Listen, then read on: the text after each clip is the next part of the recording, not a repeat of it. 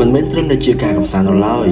ប៉ុន្តែការអានគឺវាមានសារៈសំខាន់ល្អបំផុតការអានគឺវាជួយបង្កើននូវសមត្ថភាពនៃការយល់ដឹង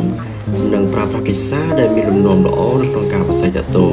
ជាពិសេសបើសិនជាយើងខ្សោយនៅក្នុងការសរសេរខ្សោយនៅក្នុងការនិយាយនិងជាពិសេសនោះគឺការទំនាក់ទំនងជាមួយមនុស្សជុំវិញខ្លួនហើយយើងគួរតែចាប់ផ្ដើមទម្លាប់នៃការអានមិនថាការអានបានតិចឬច្រើនវាប្រសើរជាងយើងអត់បានអានសម្រាប់អ្នកដែលអត់ធ្លាប់អានសោះគឺចូលចាប់ផ្ដើមនៅទម្លាប់តូចៗ5នាទីក្តី10នាទីក្តីហើយនឹងព្យាយាមតាមអ្វីដែលយើងអាចធ្វើទៅបានអ្វីដែលសំខាន់នៃការចាប់ផ្ដើមដំបូងក៏ជាធុញទ្រាន់នឹងវា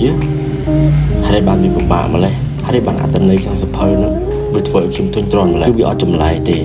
ការចាប់ផ្ដើមដំបូងនៃការអានសភៅរបស់មនុស្សគ្រប់គ្នាគឺតែងតែជួបនឹងបញ្ហាមួយហ្នឹងគឺយើងត្រូវឲ្យទម្លាប់មកគ្រប់គ្រងយើងសិនមុនពេលដែលយើងឲ្យទម្លាប់មកគ្រប់គ្រងយើងបានដូចច្រើនដែលយើងគ្រប់គ្រងទម្លាប់ឲ្យយើងជាប្រចាំឲ្យបានហើយបន្តទៅនេះគឺជាអត្ថប្រយោជន៍មួយចំនួននៃការអានសភៅមួយពីបង្កើនការគិតពិចារណាការអានសភៅជួយឲ្យពួកយើងនឹងមានការគិតជ្រាលជ្រៅទៅលើបញ្ហានានាពីរបង្កើនសុខភាពផ្លូវចិត្តការអានសៀវភៅវាជួយសម្រួលការចងចាំនិងកាត់បន្ថយភាពតានតឹងរបស់យើង3អភិវឌ្ឍខ្លួនការអានអាចជួយបង្កើនកម្លាំងចិត្តនិងភាពរីកចម្រើនផ្លូវចិត្តអញ្ចឹងនៅពេលណាដែលយើង stress នៅពេលណាដែលយើងខូចចិត្តនៅពេលណាដែលយើងអត់សប្បាយចិត្តឬក៏ជួបបញ្ហាណាមួយដែលយើងអត់ដឹងថាតើគួរដោះស្រាយបែបណាតើគួរទៅធ្វើបែបណាបន្តទៀតអញ្ចឹងនៅក្នុងសៀវភៅវាអាចរកដំណោះស្រាយជួយយើងបានបើសិនជាយើងអានវាហើយបើសិនជាយើងយកតាមការណែនាំរបស់វានឹងទៅប្រតិបត្តិទៅធ្វើតាម